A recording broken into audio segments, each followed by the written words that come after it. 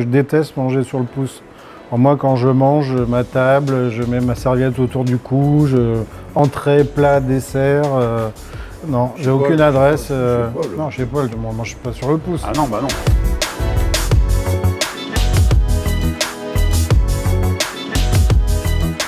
On est prêt. Ah non, on est prêt. Prêt à tout.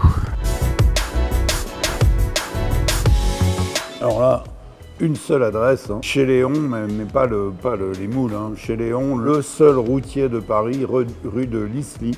C'est notre QG grolandais où on a fait des centaines de réunions assez gaies, on va dire. Les frites sont maison. Si vous arrivez tôt le matin, vous verrez nos amis en train de vraiment peler les pommes de terre. Et le lieu lui-même, il est d'une beauté surannée extraordinaire. Rien n'a été touché depuis les années 60, et heureusement. Voilà.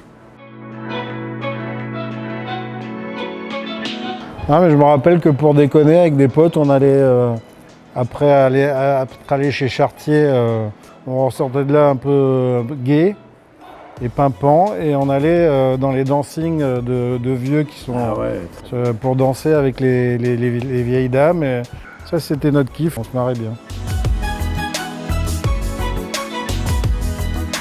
Moi, je peux pas vous dire parce que moi, je sors plus jamais de mon quartier qui est le 11e, en fait 12e, 11e, le marché d'Aligre, qui a un petit côté provincial quand même. Hein.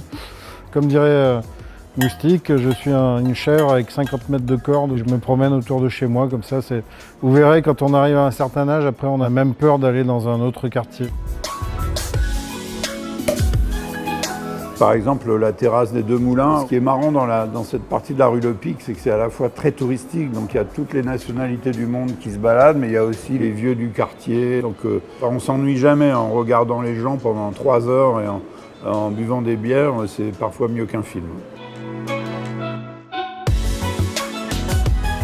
Un petit conseil comme ça, la Samaritaine. Je me suis dit, tiens, ça vient d'être rénové, je me suis baladé là-dedans, je me suis mis dans la tête d'un étranger qui déboule là, mais c'est inouï. Bah, il faut remercier M. Arnaud quand même, voilà, ou M. Pinault, je sais plus. Pinault, Arnaud... Ah bah écoute, faut bien qu'il lâche un peu de thunes. Hein.